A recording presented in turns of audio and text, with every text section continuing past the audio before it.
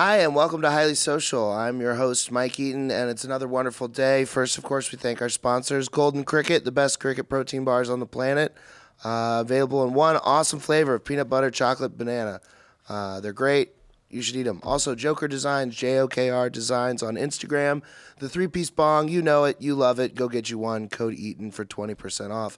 And today, I'm joined by the wonderful and amazing Lauren Compton. Hello. Hello, and welcome to the show. Thanks for having me. How are you today? I'm good. Awesome. You brought barbecue, which is the best thing a guest has ever done. I like to come in hot, raise the standard. Yeah. So that you just have me back. 100%. Also, now I have to text all the other guests and be like, hey, there's a new standard.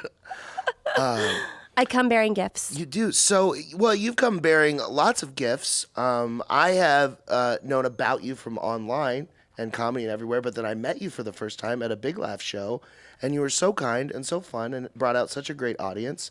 And then I've gotten to perform with you twice now. Yeah. And both times have been like a really, really great and like fun, unique experience. So, Thank you. What do you think you're bringing to comedy in that regard? Like, I feel like, oh my gosh, I have a tiny dog with me. She just had surgery. And so I'm leaving. Now I think I scared her away. I was going to bring her up here, but no one say anything. Maybe she's gone. I didn't want her to whimper and people be like, is she torturing a dog? which of her parents is an Ewok? Oh, I think she's a full Ewok. She's so little tiny. I think the Ewok was actually made after the Shih Tzu. Did you know that? I did not know that. Mm-hmm. I thought it was made after like acid or perhaps mushrooms. And they're like, what if we had a planet of cannibal teddy bears? Oh man, that'd be so cute. That'd be the cutest way to die. Yeah, maybe. You know?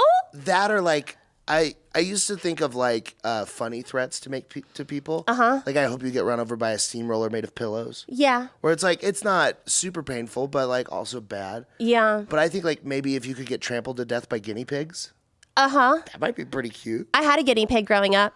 Did you really? I named it Toupee. And it died. How? Because they always die funny. It was old. And I scared it because on accident, I turned on my vacuum cleaner. And it literally went, ah, and had a heart attack and died.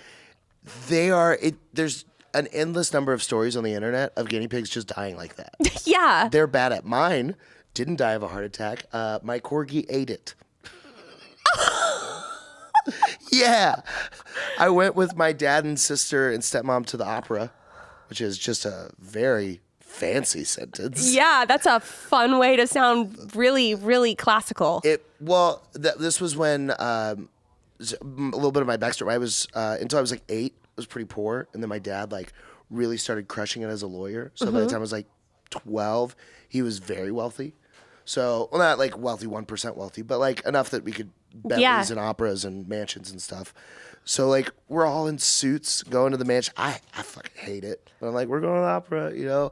And we get home from the opera and I go upstairs and my door's open, which it shouldn't be. And then I look in and somehow the corgi, which is, you've seen them, they're small fat sausages with legs. Yeah, nice butts. Jumped up and opened the door and then had found a really awesome squeaky toy that just happened to be my guinea pig. So there was pieces of guinea pig. Oh, no. And I was like, oh, man. What was your guinea pig's name? Ginny, because I'm not a creative person. Ginny. Ginny the guinea. Ginny the guinea. Yeah. That is creative. That's cute. Okay. Mine was Toupee, and I didn't name it. My dad named it, and it wasn't until many years later. Sorry, if I snap like that, it's because my dog is whimpering. She just had surgery. I'm like, stop being in pain. Yeah. You'd be such a good hospice nurse. Will you hurry up and die already, bitch? I got stuff to do. Get over it.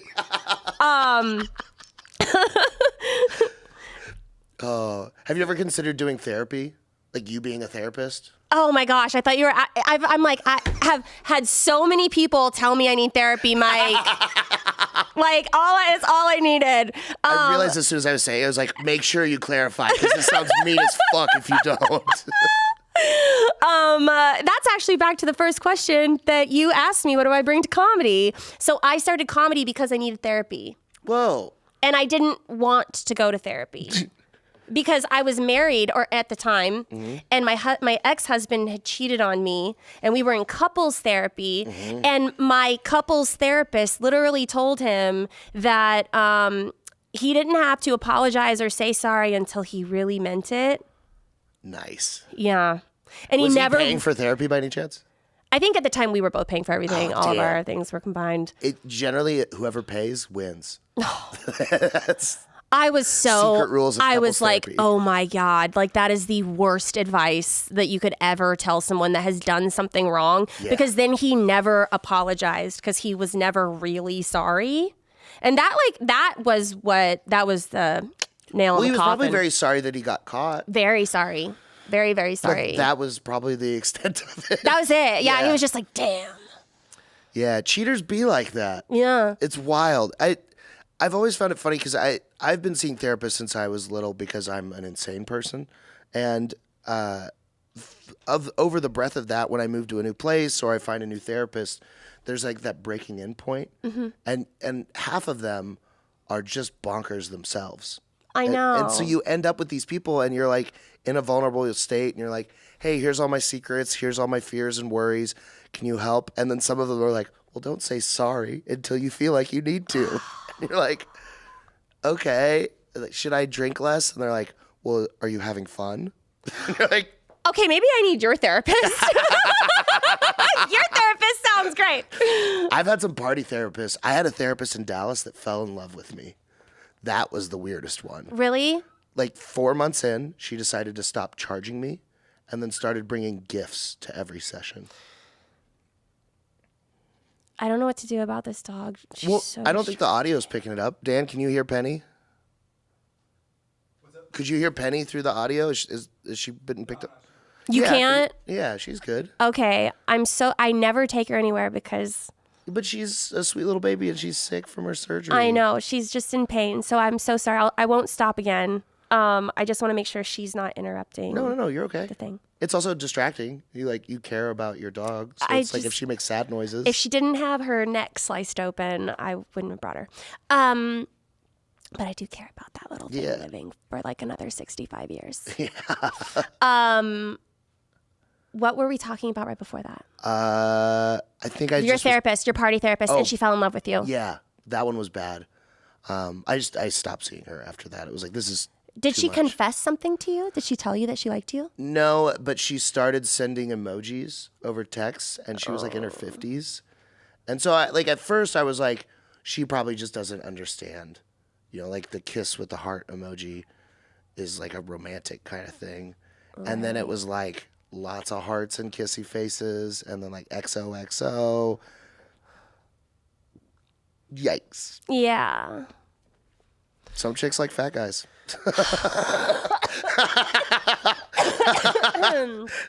Oh my goodness. My boyfriend is fat. Fuck off. He is. No, he isn't. You should He is see him with his beautiful shirt and off. perfect. I'd love to. Honestly. Honestly, if you ever slip up, don't you dare think for a second I won't steal your man. Okay? He would also be mortified if I called him fat, but he does say that himself. He is like, I'm fat. So to be fair, he calls himself fat too. That feels like a light-skinned guy using the N-word. Yeah. He's He's not crazy fat, but he has a belly. And I like to rub it like a little Buddha belly. It's pretty cool. I'm into it. Yeah. I do. I like a guy with some meat on his bones. Yeah. How was your dad built? With some meat on his bones. Yeah. Yeah. I figured that out when I moved to LA, is that no girls were attracted to me anymore. And it's because all of their dads were ripped. Because they're all California really? dads that ride bikes until they're 60. And so they have no fat on their body. And they're like, I'm California. And so all of the girls look for that. And I'm like, I like food. Yeah. Have you had it? It's so good. I do too. And then the fatter a guy is, the skinnier I feel. Contrast, baby. I like that feeling too. You know, I can eat a little bit more when I'm with the bigger guy. Yeah, and it's also like, I don't know. I all of the girls that I've dated have always been like, it's nice to feel so small. Yeah. And it's like, yeah, Yeah. I'm sure that is. My ex-husband was my height, my weight.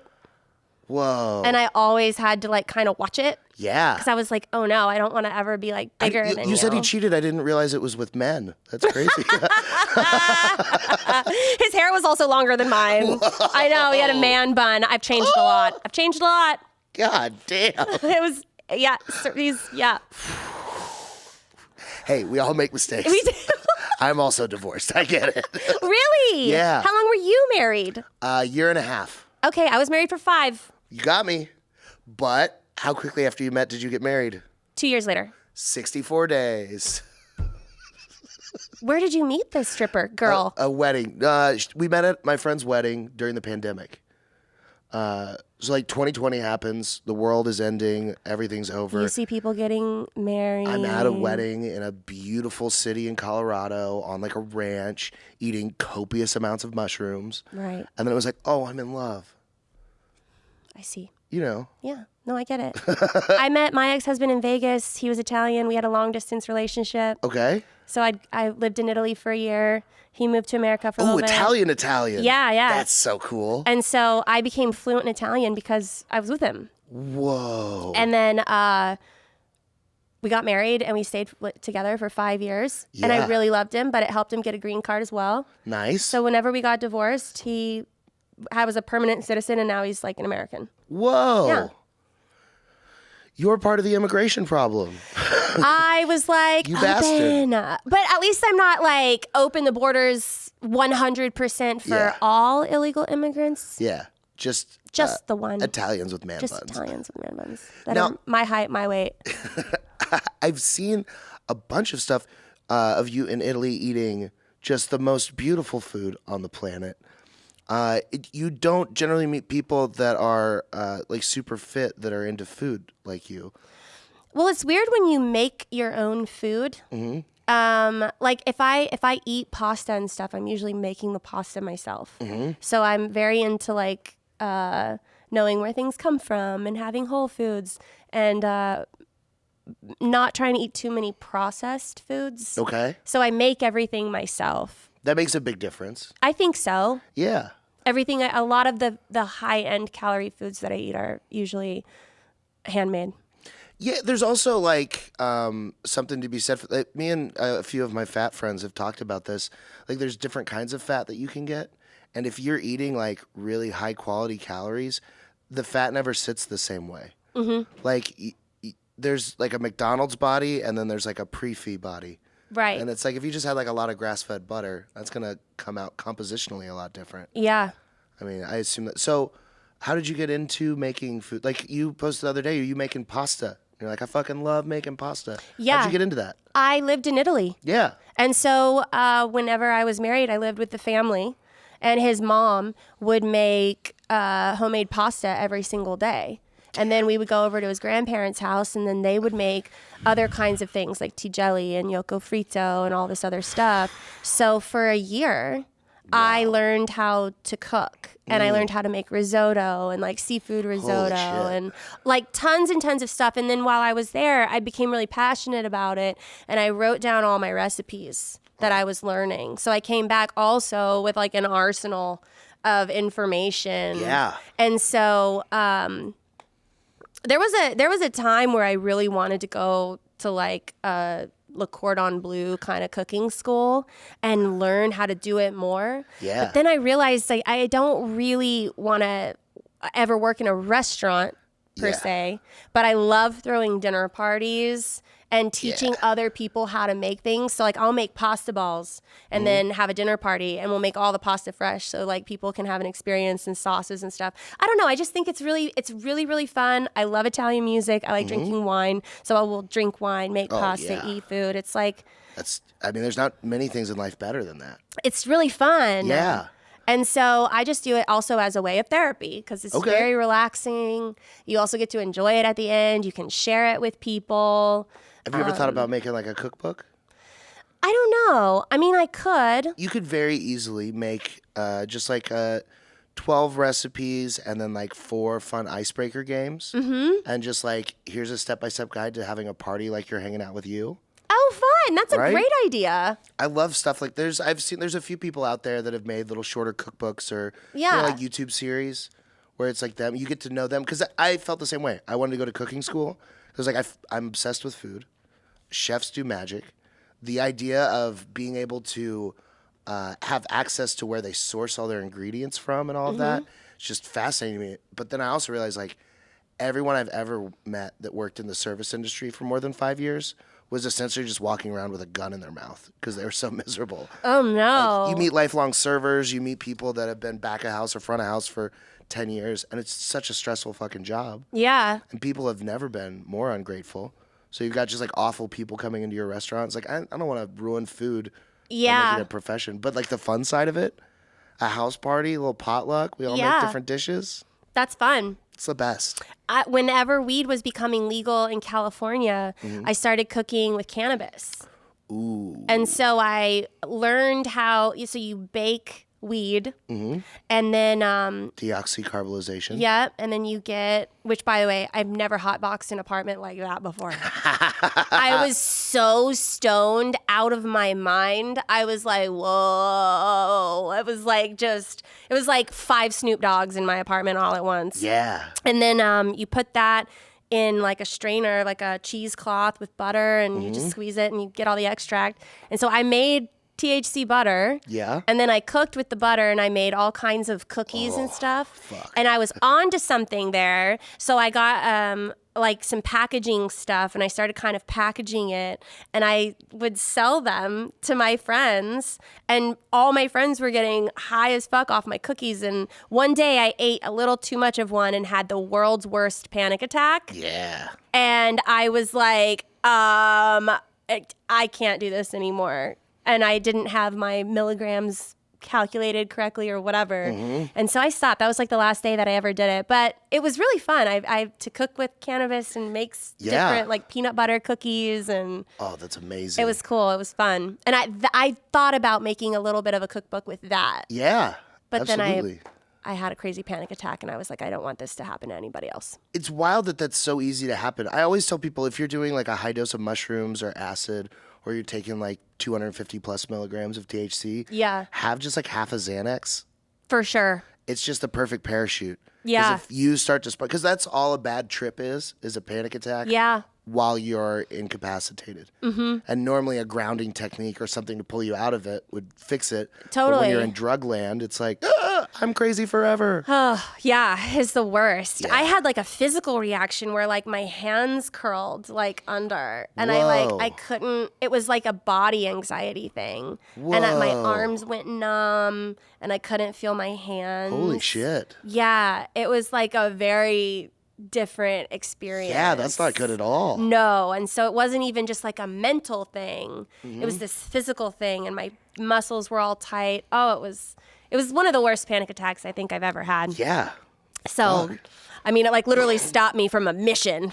So, that's okay. But that was like, I don't know. I think I obviously consumed way too much. It's easy to do. Yeah. It also tastes incredible.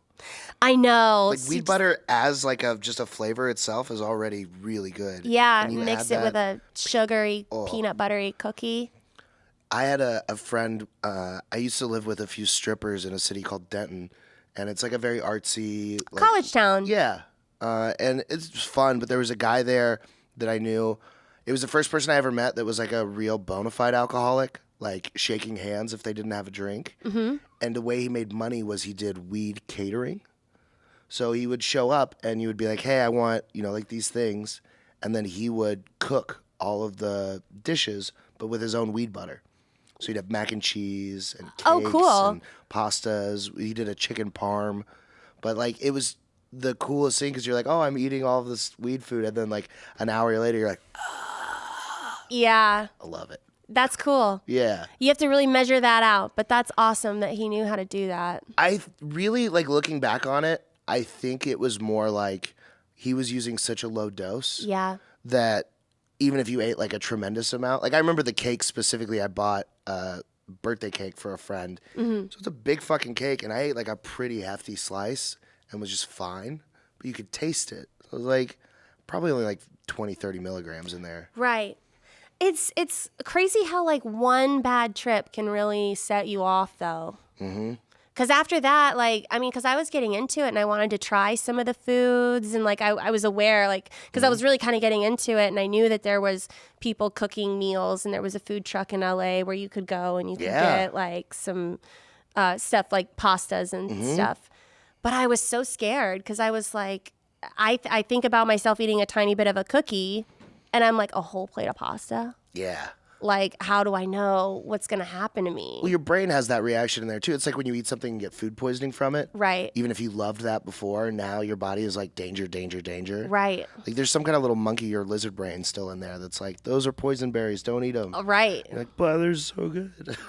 Are you from Austin? I'm from North Texas. Okay. So Dallas-Fort Worth area. Me too. Really? Yeah. What part? Mesquite. No way. Yeah. Mesquite Skeeters. Yeah. That's wild. But I was homeschooled. What? I was homeschooled. But you're normal. Now, Okay. after all the things I've done in my life, Is this why people tell you to go to therapy? probably they're like, oh no, you have issues. And I do. Yeah. But yeah, I was homeschooled until I was 16. Okay. So I was an international elite gymnast. And so I would train from 9 years old to 16 from 6 a.m. to noon with only six girls were in the gym. And we were all highly competitive. We were like the best in the nation. We had Russian coaches. And it was a very, very serious gym. We were training for the Olympics and for full scholarships and all this stuff. It was like a program. Yeah. You had to audition to be on the team. Like I said, there was only 6 of us. And so from 6 to noon, I would train. And then from 12 to 1, I would eat lunch. And then upstairs, it was this big red barn called Mesquite Institute of Gymnastics. And in the upstairs was a school where we had an English PhD. She was a college professor. She would teach us from 1 to 5. And then our parents would pick us up, and then we'd go home. I'd watch TV, eat dinner, do my homework, do it all again for 11-hour days. Yeah. Fucking Christ. And then I had a bad fall, and I blew my knee out. And I tore my ACL, MCL, Thank God, though, PCL, right? all this stuff. I don't know. I mean, I'm a different person now than I would have been. Yeah. I wanted to go to college. I wanted to be a chiropractor. I wanted to have a little white dog named Bones. Okay. But I couldn't. Don't listen to her, Penny. I know. But I couldn't afford school. Yeah. After I had to drop out of gymnastics, I was 16, so I never got my scholarship. I just spent all my parents' money in training. I went to Dallas Christian High School for a year. Okay. I didn't like it. I wanted to go to a public school. I was like, let me have the experience. And then I did. And then I hated that even more. Oh, yeah. So then I went to an alternative school so that I could graduate early. Okay. That was even gnarlier, but at least it was only like, I think 6 weeks or something. Now, my experience with alternative schools they're usually criminals. Yeah, like pregnant teens. Yeah. Guys that have stabbed people. I got sent to alternative school because I was selling weed as a freshman. Oh. And then I went to alternative school for like part of my sophomore year and then was like, nah. Yeah. And came back. I also had to go to alternative school because I stole from the mall. I skipped school. Nice. And I went to the mall and I went to Claire's and I stole a pair of earrings. What is with girls stealing from Claire's? It's easy. Apparently not. True. Little Miss got caught. That's true. Little Miss, you all got fucking caught. All 3 of us. And I didn't need money. Yeah. But it's never people that needed money. It was just that I was bored and I was like angry and I was in my rebellious stage and I was like, I don't get to do anything fun with myself anymore. So I went and I stole some earrings. Jewelry. I'm taking $15 earrings. So stupid. And then my mom had to come get me from the school or from the mall. And then my dad got pissed off at me and he was just like, you're around bad influences. And then that's when they put me in alternative school. Got you. Around even more bad influences. Which, it's insane they do that, right? Yeah. They're like, hey, you did some bad. Learn how much worse you could be. Yeah. And so I was there for a very short amount of time, graduated, got a job, did some work, moved to LA. Wow. See, like, I don't know. I mean... First, I want to talk about the Claire's thing. So the town I grew up in is called Southlake, and it's a pretty wealthy area. So the parking lot was, BMWs, Mercedes for the most part. Yeah. Nice cars. And it was always funny to see like the teacher's lot is 20-year-old Civics, and then there's $100,000 sedans in the student lot. Yeah. And you're like, oh, the world is fucked, Yeah. But I did a thing called teen court. I wanted to be a lawyer growing up. That was like my thing. I wanted to do law and go into politics. Yeah. And so I would do teen court, and the way that it worked is if you got a Class C misdemeanor, so minor in possession of tobacco, minor in consumption of alcohol, theft under $50, speeding 41 plus, any of those, and you were under 18, you could have a deferred adjudication process where you would go to court, and the jury would be made up of other kids that had gotten those tickets, and your attorney would be another kid that was volunteering, and then the prosecutor would be someone else that was volunteering. So it was like a mock trial. And then they would have the two attorneys argue over how much community service time you should have to do. And there was a range, and then the jury would decide. And it was just like a little weekly thing that they did. Mm-hmm. It was fucking awesome. It was a really cool way to learn the legal system and to get to practice speaking. But I probably represented 50 girls that were between 14 and 17 who had stolen from Claire's. No. Every single girl that came in that was theft under 50 was from Claire's. There was a Claire's in South Lake Town Square, and all of the girls would get their little bee in their bonnet, and they'd be like, I want to be rebellious. They have their dad's Amex in their pocket, and they're like, I'm taking earrings. Wow. Isn't that great? And you think, like, that's probably a pretty unique thing, and then you get out in the world, and you're like, every girl stole from Claire's. Girl. Do you think that you wanted to get into the legal system because of your dad? Yeah, 100%. I would have been the fifth generation of lawyer in my family. Yeah. So my dad's dad was the lieutenant governor of Texas. Wow. And was a lawyer and made the bluebonnet the state flower. What? I know, right? So it like we have this whole like lineage of our family being like important people, and like. My grandpa was a super famous Dallas attorney, and then I grew up going to court with my dad and watching him try cases. And then I was like, I should be an attorney. I'll be the fifth one. And then I went to a year of college and was like, I hate all of these people.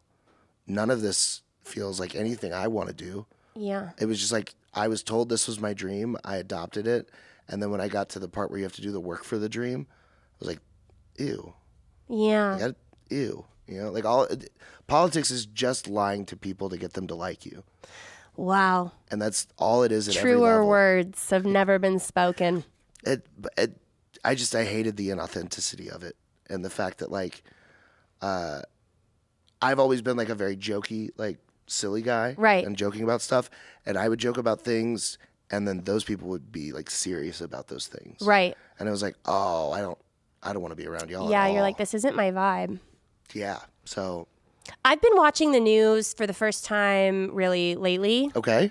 And I'm sort of torn because I really enjoy all the things that I'm learning about because I'm getting an education, right? Like I'm getting information, I'm learning, I'm knowing about what's going on in the world. But then I'm also a little bit on the like ignorance was bliss side. Mm-hmm. Like now I've learned that like 4 African Americans have been kidnapped on the border, like between 2 of them are dead. 2 of them got murdered. One of them is in critical condition. One of them is alive. And because they were in a pharmacy while the cartel was having like, so anyway, I learned about this. Yeah. And I'm like, okay, that's terrifying. And then I've been listening all about the January 6th stuff. And, I've just been sitting there just like watching Tucker Carlson. Yeah. He's so fun to watch. He is. Oh man, I love that. Do you like Tucker Carlson? I don't. No? I don't. Why? So I hate the mainstream media in general. Yeah. So that is my thing. I have a like strict no news policy in terms of like visual media. So how do you get your news? Reddit. Oh. I filter Reddit, and then I filter through the all filter. So it's literally every post across the world that's getting upvoted from any subreddit goes to the top of the page. I spend entirely too much time on there. But I think the reason that I like that better is that when there is a clear-cut case of bias, there will be someone in the comments pointing out what it is, where it's coming from, adding additional Because there are all those information. threads, you can like really go deep into it. If I'm watching Tucker, this is the same problem I have with movies. I've never seen there's like 10 movies that I don't like ever. Because like if I sit down and I watch it, I'm like, I don't think. I'm absorbed by whatever's being spewed at me. So if I'm watching the news and someone like Tucker or fucking Anderson Cooper, either side of it, I am so engrossed in what they're talking about that I miss all of the propaganda and bullshit. Yeah. And I immediately accept everything that they're saying as 100% true and infallible. And then you get outside of that and you're like, oh, they have an agenda. Like right. They have a very specific agenda. That is true. And I also watch CNN after because I don't just want one side. I want to hear both sides so that at least I can be kind of moderate and make my own choice. Like, even though I'm being, fed the two completely different sides of the story. It is interesting, though, to hear both sides. It is. Because then I'm like, well, this is what's going on the right and this is what's going on the left. But the thing that I have learned the most about watching the news is that I look like a Fox News reporter.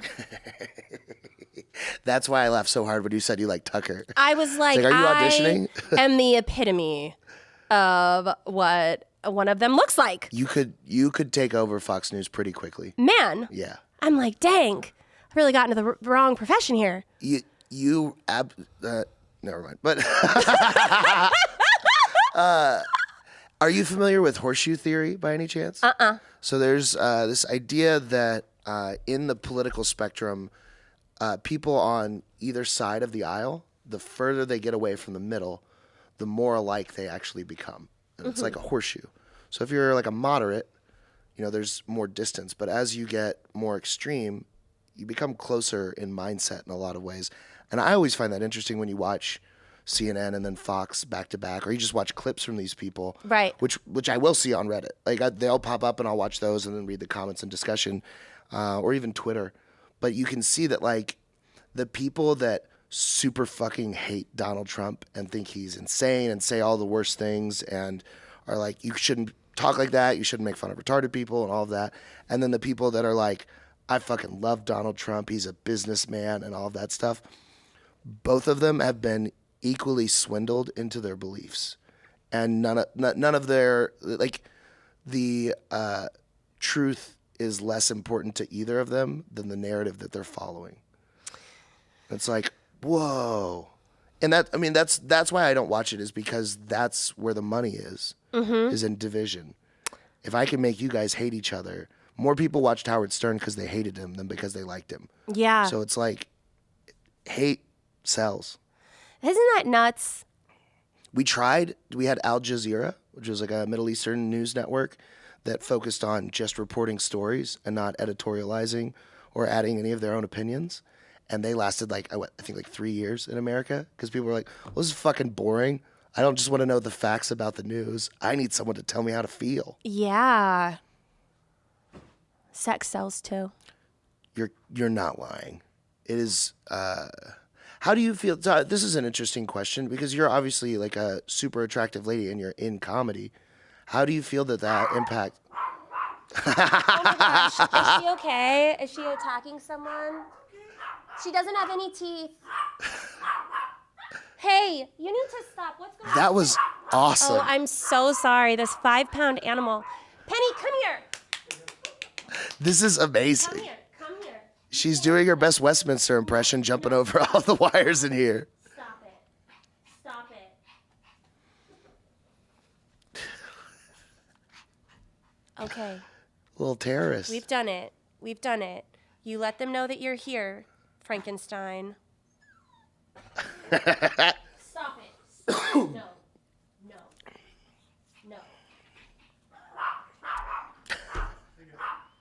No. I'm so sorry. No, she's fine. Penny. Sorry. No, it's very funny. It would be great if dogs could speak English. I wish that we could just communicate with them and they would get it. So sorry. Penny, come here. Mike, I think we should just keep this all in, yeah. Yeah, I mean, obviously. I think it's the best. She's just hungry. I mean, that's all it is. Yeah, I can relate. Who hasn't wanted a treat from time to time and then just thrown a fit about it? Man, I'm so sorry. On Mondays and Tuesdays, my favorite ice cream place is closed, and it's like the Chick-fil-A effect, where it's like, oh, Chick-fil-A sounds great. It's Sunday. It's like, oh, fucking course. ice cream Monday, Tuesday. It's always closed the day that you want it the most. Yeah. But so this is something I am always interested to hear women's perspectives on this, because I know, for me, when I get on stage and I do stand-up, no one is laughing because they want to sleep with me. Like, there's nobody in the audience that's like, ha ha ha ha, fuck me, fat guy. Like, that's not the reaction. Like, there's part of being a fat guy is that it's disarming. Like, my buddy Eli, when he gets up on stage, he has a difficult time because when he says crazy stuff, there are a lot of guys that are subconsciously intimidated because he's 6'4" and ripped. And then there's other guys that are like, I don't want to laugh at him. And there's like posturing going on. And then also, from that perspective, like, he has to work harder for a laugh. I go up there as big fat silly boy, and I'm like, grown up Teletubby. Right. And everybody loves it. Do you find that that's, for you, can you tell the difference between laughs for the sake of trying to relate to you and laughs for the sake of comedy? I know going in how I look. Mm-hmm. Very aware of it. And I've made my comedy very self-deprecating. Mm-hmm. So everything that I have to say, the butt of the joke, I make about myself. Mm-hmm. And so I usually call out the way that I look. I talk a lot about some of the hardships that I have for being an attractive person. So I try to like let people know that being attractive doesn't make anything any easier. Oh yeah. You know? Hot people always say that. You fucking retards. I mean, it makes things easier in certain aspects. Yeah, I'm sure you and Dan are really just struggling out there. It. No one's ever nice to you in customer service interactions. You know, I've never gotten out of a ticket. You don't know our struggle, Mike. Yeah, I'm so sorry. You don't know my struggle. You've never gotten out of a ticket? I've never gotten out of a ticket. Fucking prude. I know. No, but really? And one time I was even in my Hooters uniform. I was working at Hooters. Crazy. I was doing it, and I got pulled over, and the cop gave me a ticket. And I've never gotten out of a speeding ticket, or a ticket of any kind. Wow. I don't know. I also I automatically get like coined as like a bimbo with like big tits, blonde hair. I'm an idiot. Mm-hmm. You know.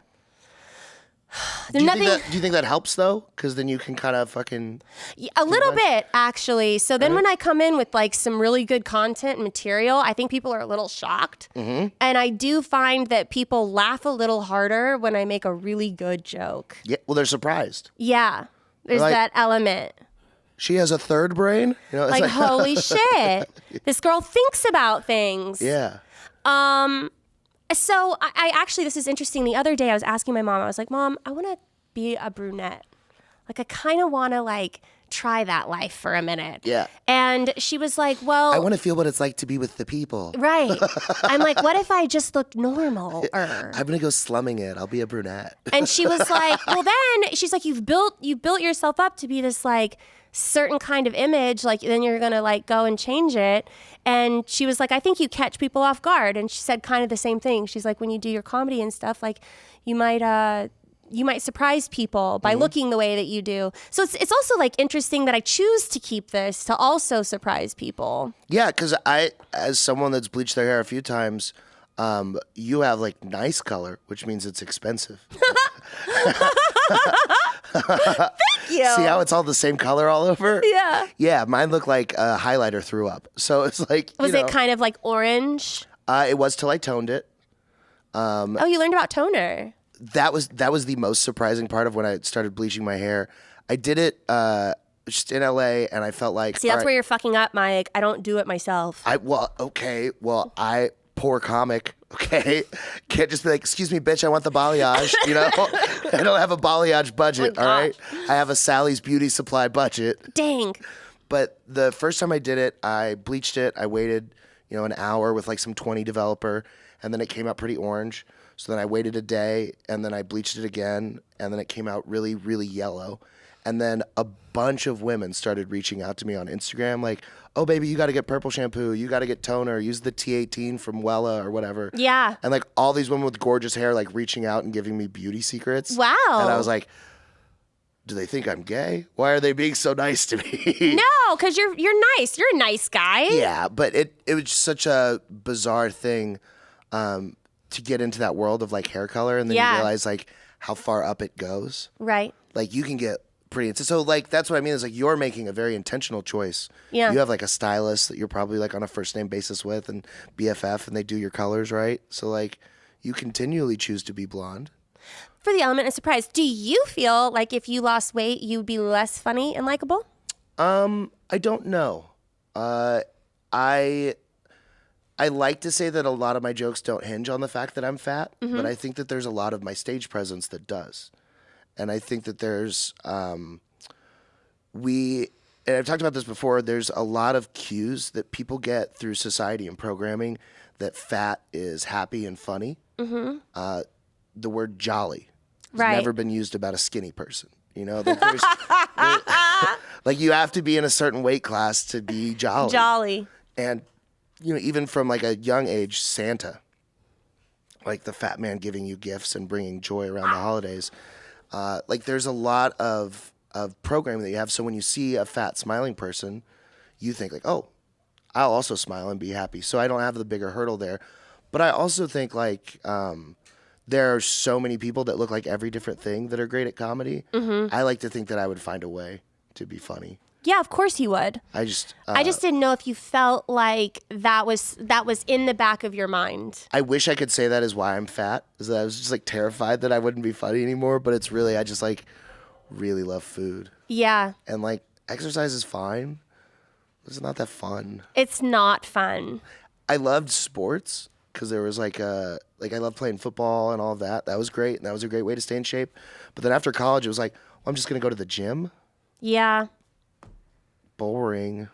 I've been trying to spice things up by walking to the gym. Okay. So I don't get there and do cardio. I think cardio is really boring, just sitting there like doing nothing while you do something. And so I've been walking, and it's 2 miles to my gym, and then I'll do like a 30-minute workout, and then I'll walk back. And I usually go with my best friend, so I have a partner. That helps. And so someone to like kind of walk and talk to, and then I get my little workout in, and then we walk and talk on the way back. So that's been a good way for me to kind of spice things up too. Yeah, I like that. I every now and then I'll get on a health kick and go gym with friends and stuff, and that's always nice. Yeah.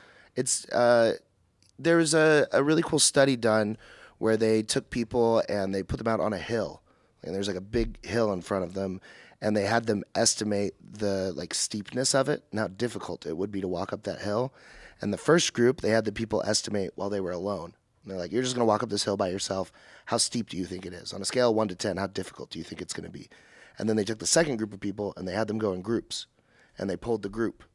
Individual answers, so no one knew what other people were answering, but they just asked the group, how difficult you think this is going to be for you guys. And everybody in a group consistently rated it 20% lower in difficulty. So when you're in a group, you're like, I think we can get through this. Because it's teamwork. Yeah.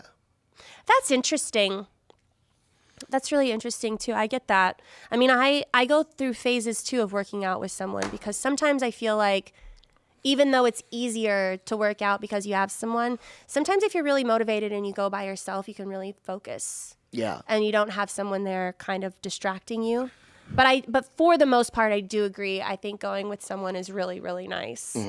But I've been, because of my gymnastics background, I have always kind of enjoyed breaking a sweat, just because it just has been ingrained in me since I was like little. That's what. So gymnastics is one of the ones I always find interesting because y'all get like just slave driven. Yeah. In terms of practice, and like at like what you're talking about, those elite levels where you're like Olympic training. I mean, they ignore that you're children, and they're just like, no, you're gonna fucking train.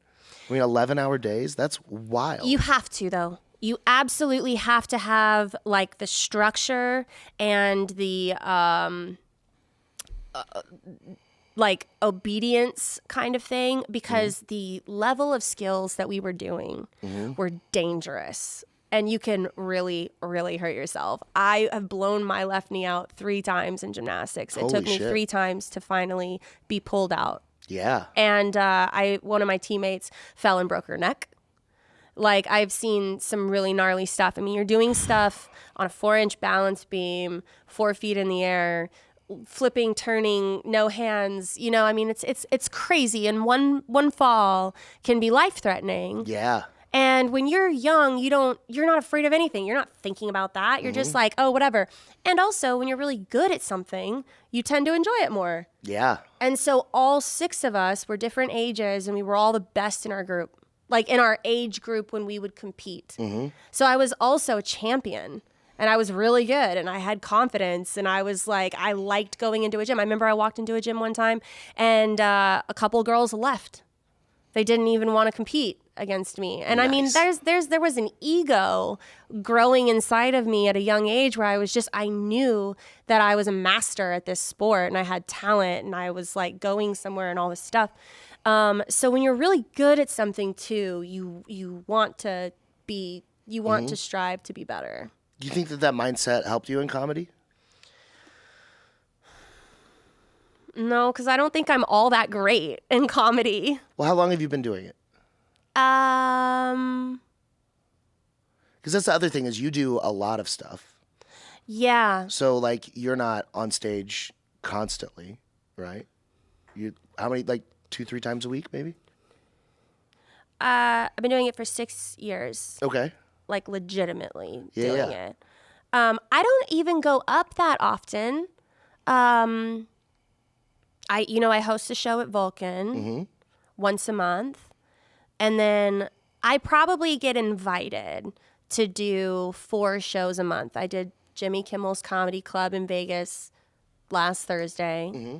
And then I did a resort the week before that, the Horseshoe Bay Resort. Nice. I would say like 4 to 5 times a month I do stand up. Yeah. I think that my comedy, like the set that I have, is really good, but I've been working on it for a really long time. So I think that what I have is really good, but my ability to like push myself and expand and talk about new things always scares me. I love doing it because I like finding new jokes and stuff, but I wish that I had a little bit more like talent in comedy. Like I have to work really hard and sit down and think and write and work with a comedy writer that I really enjoy working with to sharpen jokes and all this stuff. I can't just get up there and like rip it. Sure. Like you know? But also, so if you say like, all right, 4 or 5 times a month over the course of 6 years, that's like 300 times on stage, right? Just for contrast, in 2022, I went up 304 times. I think. Whoa. So like, it just in terms of what 6 years means, you've had a lot of different experiences, and it's also like on those bigger stages when you're at a Jimmy Kimmel, when you're at a resort, and you're there and you're like a guest, or you're hosting your show at Vulcan. There's a lot more pressure to kill, so you don't have the freedom to just like take a risk and fuck up and riff off top. Because like I don't riff off top very often, but I will on a show that doesn't matter as much. Totally. If it's a bar show and there's 5 people there, Daddy's gonna have some fun, you know. But if I'm cough sucks. at the secret show and I'm going up in front of 340 people, like I'm gonna do some fucking bangers, right? Because that's where I gotta audition for crowds.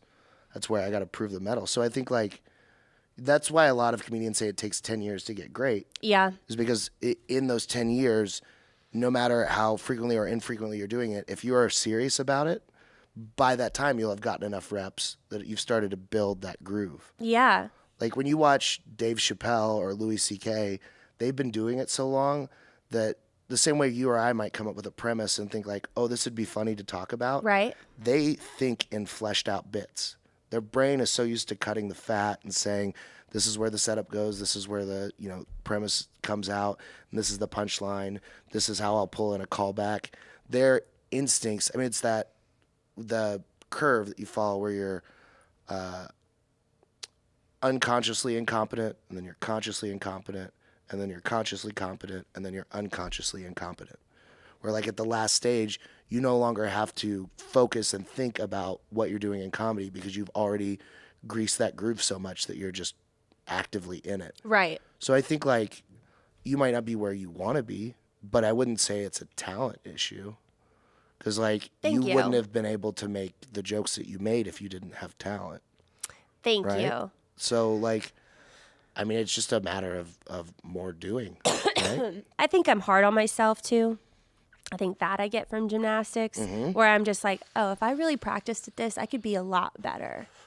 I just do so many things that it is really hard for me to focus on one thing.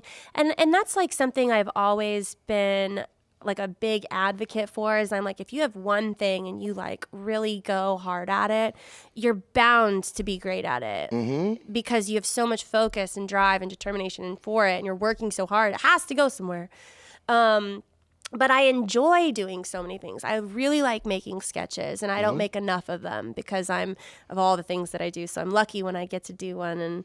And stand up, like I don't pursue that hard enough. So I feel like all these different things that I do, I'm just good at instead of great at like one thing. Maybe the sketches. I think I've mastered sketches. Yeah. So I would say I'm pretty. Yeah, you've hit a few millions. I think you're doing all right. I there. would say that I'm great at sketches because I know how to shoot. And I love writing those, and I like have a vision. I think I would be a great director because I have a great vision, and I'm very good at executing and editing. Like all of this stuff, like I'm very much tech, like a. And your comedic timing on the editing is great. Yeah, I That have makes a like huge a difference. thing where I can like really see it and feel it, and I spend a lot of time shooting, writing, and editing, lighting, and all this stuff. So behind the scenes, I'm actually pretty passionate. But yeah, I don't know. I do love stand-up so much, and I wish that I could put more into it. But I think out of all the things that I do, it probably doesn't come first for me. Fair. So I don't put it first. But I do love performing, and I love meeting people like you and creating the shows. I think hosting is where my like real passion for stand-up is, because I like opening. I like taking the bullet for people. I like giving people opportunities.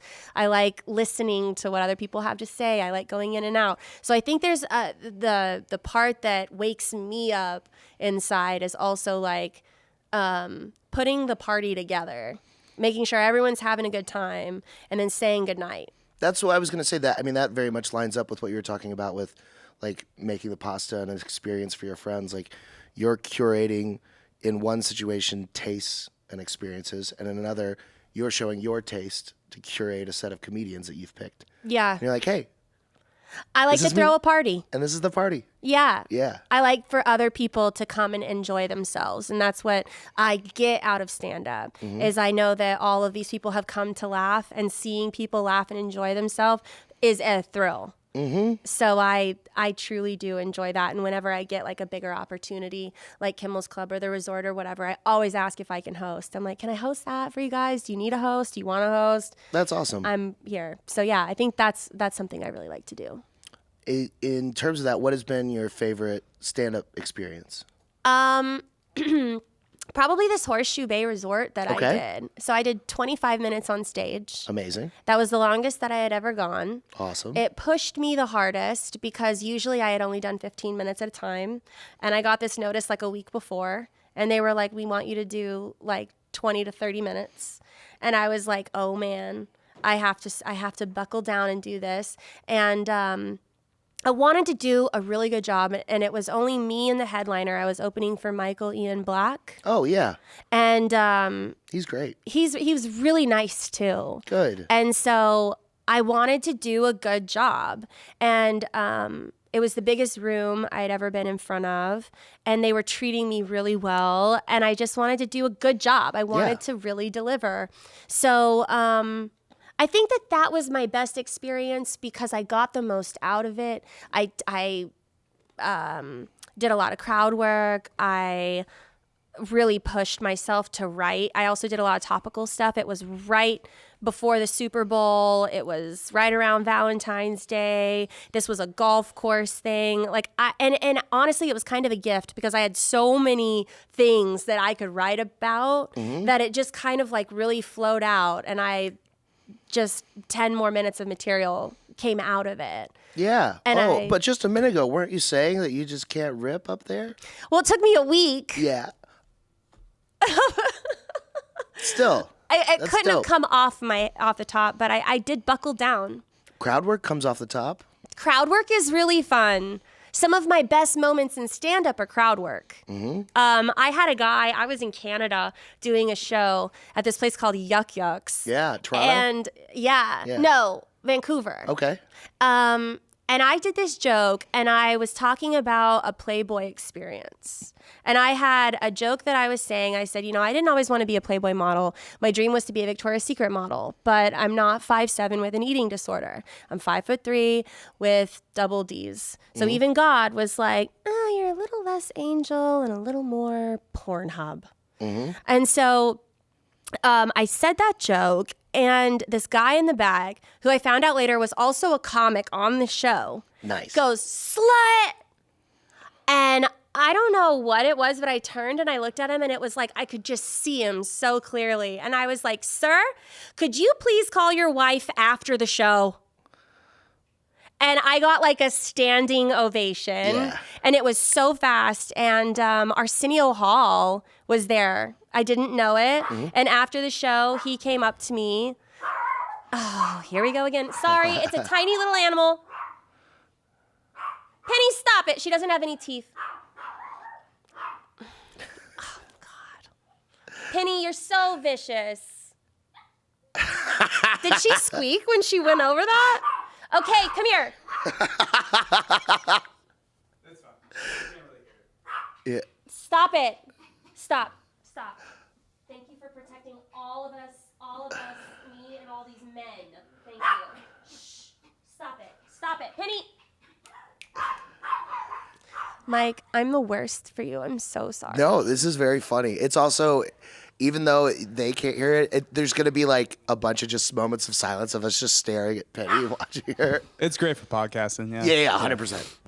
I just want to make sure she doesn't try to escape anywhere. So, is she okay? Okay, so anyways. Arsenio sees you. Arsenio came up to me and he shook my hand. Nice. And I was like kind of mortified by like by some of the show, because that was my first heckler. And all I see is this guy that comes up to me and he was like, hey, I think that was one of the best comebacks I've ever seen. And he went to shake my hand, and his thumb was painted white with the Rolling Stone like symbol on it. And I was like, hey, cool nail polish. And I like look up, and it was Arsenio Hall, and I about fainted. Yeah. I was like, oh my gosh, I'm such a big fan. Thank you so much. And he was like, that was really good. Keep up the great work. Do more crowd work and stuff. And so ever since then, I kind of have leaned into crowd work a little bit more. I always try to do a little bit. But yeah, all of my best comebacks, that was like the first time that I did it. But I've had some really, really fun comebacks. It's such a good feeling. Yeah. Because, I always tell people, like, if you're going to heckle at a comedy show, I have horrible anxiety. So every joke I've ever thought of, I've thought of the worst thing you could say after that joke, and I'm just praying they don't say it. Yeah. And then I've thought of what I'd say back. And most people in a comedy audience are not comedy adroit. Right. Like, they're not, like, the best thing they're going to come up with is like, you're fat or slut. They're not like super creative. Yeah. They're not hitting you with this top level shit. So most of the time when they say that, you're like, ho, ho, ho, ho. I had a lady I was talking about. I said, like, I got divorced on stage, and then a girl was like, aw. I was like, it's okay. I fucked girls hotter than you. And it just immediately, like, everyone was like, what the fuck? Yeah. But it's just such a fun, that moment of being there in the room like that. All of comedy is a lie that, like, I just thought of this. And it's, whoa, isn't this clever that I'm thinking of this thing right now and we're all experiencing this? Yeah. But there is a suspension of disbelief required from the audience, because they're like, we know you have a routine, we know you have a set, but we are going to allow you to trick us for the sake of entertainment. For sure. But then when you hit those moments like crowd work or something truly spontaneous, or you really connect with them, the suspension of disbelief is pulled away and they are truly in a state of shock. Yeah. And they're startled into laughter because they're like, holy, what? You know, and I think those are the best pops in I comedy. do too. When I was at at Kimmel's Comedy Club, I told a joke. I said, my boyfriend shared too much information with me recently. He told me that he would rather be miserable than be bored. And so he likes to trigger me. And I'm like, okay, I get it. So I have to keep this man entertained as hard as I can to keep this guy around. Mm-hmm. And so every time I do, though, he says things like, you've gone too far. You set my business on fire. And I'm just like, what do you want me to do, Brad? And this goes for all the men out here. Just know that the next time a girl slashes your tires, she gives a shit. Yeah. And this guy in the back goes, like, everyone laughed. And this one guy was like, that's not funny. And I was like, did someone just say that's not funny? And he goes, yeah. And I go, I'll find your truck next. Yeah. And he was just like, yeah. But like just random things like that, I think when you do connect with someone and you talk to someone like straight up, and I'm like, don't give me shit. I'll come for you. Yeah. I think that is fun. I think that that's also something that I enjoy doing because when I was younger, I never, ever. Well, that's a good angle for you, especially if you're being self-deprecating. Yeah. Because you're like, no, but I'm the butt of the jokes. And then someone else is like, that sucks. And you're like, no, but fuck you. Yeah, totally. I agree. It is fun. Oh, is that you or is that me? I don't know. I think it was me. Phantom noises. My one friend texts me. Aw. I put mine on Do Not Disturb. That's smart. I'll do the same thing. I So didn't even think about that. you've done some awesome comedy stuff. You've done some awesome sketches. What's next? I haven't even announced this yet. I don't even know if I can. How soon are you going to release this episode? Tonight or tomorrow? Okay, I can't tell you what's next. Okay. But big things coming? I have something big coming. Awesome. That I'm really excited about. I'll tell Good. you off the air. I'm going to go on Alex Stein's podcast or his Excellent. like show or Bravo, whatever it Yeah. is, later this month. And I think outside of like the big thing that I have to say, I don't really have too much, but I've been working on this thing for over 6 months and I'm just waiting to be able to share it. But I'm working with a company and I can't say anything until we both agree that I can announce it. Yeah. Yeah. I'm sure that'll be very exciting. Yeah, I'm super, super stoked about it. Good. So yeah. What about you? I don't know. My goal for 2023 with comedy is to be able to do my first hour on stage. Oh, what a great goal. Last year I did at the Peacock Lounge in Reno, Nevada. Shout out to Joe and Tony. I did 48 minutes, and that's the longest I've ever done. Wow. And I remember at the time, there was my last joke that I was doing is a pretty dark joke, but it gets really big laughs. Love it. And I remember in the middle of it, a guy laughed really hard, and then right after he laughed, he covered his mouth and started yawning. And I was like, "Oh, these motherfuckers are tired." Mixed signals. But see, look, that's way worse than a phone buzzing. That's a loud ass alarm. But it was one of those things where it's like, so the show's been going 2.5 hours at this point, and like even though I had more stuff I could have said, I would rather get out on the really big pop. Yeah. Than start to fizzle out and have everybody leave with a sour taste. Right? I was like, I'll just 48. I got 48 in. Let's do it. High five everybody. We're done. But I really think this year I can pull off an hour. Well, why don't you start with some strong material and then play with stuff in the middle and then end strong? Is that usually what you do? So for longer sets, that's generally my method. Is I have an opening joke that I really like to do because it's very wholesome and I don't swear. And then that sets people up to be like, oh, that's what this is. And then it changes drastically. Right. And then it changes a third time. So I like to have like that metamorphosis through the set where it goes from very wholesome, no swearing, to ending on a crazy joke that you can't believe I'm even saying it. Yeah. And then the middle is where I get to toy around and find new stuff and do crowd work and figure that out. But that's the other thing about it is finding opportunities to do an hour. Yeah. Because I'm not at a place where I really sell that many tickets. You know, if I have one big show, I can pump it and maybe sell 40, 50 in Austin. But put me in another market, I'm not, blowing up there. I've had like 3 viral videos ever. So like, 3's a lot. but it's not enough to sell tickets. I see. Like if I show up tomorrow or if I announce, hey, April 1st, I'm at Bricktown in Oklahoma City, the club is going to sell more tickets than Mike Eaton is going to sell tickets. Yeah. So places like that, they're not as inclined to be like, hey, come do an hour. Even if it's a Thursday or a Sunday, there are other people that are further along in their career that have already done an hour that it makes way more sense to give them. So I have to find developing places, smaller bar shows, smaller towns, which is going to lead to not as high quality of an audience, a smaller audience. I disagree. Okay. I think that one of the smartest things that a comic can do is lean into social media. Mm-hmm. I would recommend, I don't know if you like making sketches or anything like that, but something that has really helped me with stand-up is finding a social media presence. And if you look at my TikTok, it's all very PG.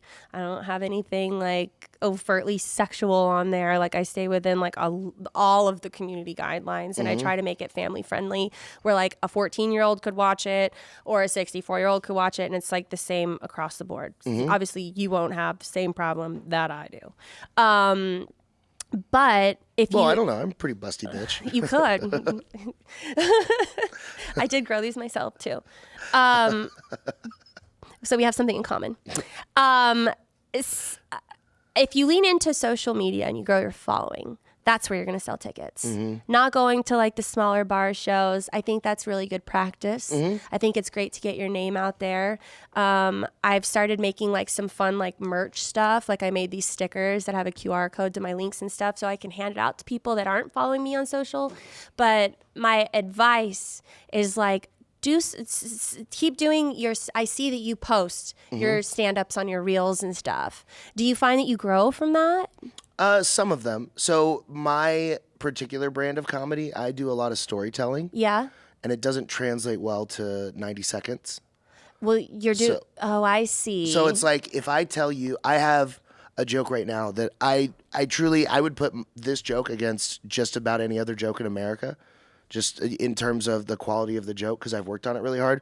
But it's a joke about throat fucking an Alzheimer's patient in her stoma. And it's every time that I get to the end and the big reveal is that I'm going to throat fuck an old lady through her smoke hole and I do the robot voice, it gets an insane pop. Yeah. I mean, I've had people fall out of chairs. I mean, it destroys rooms.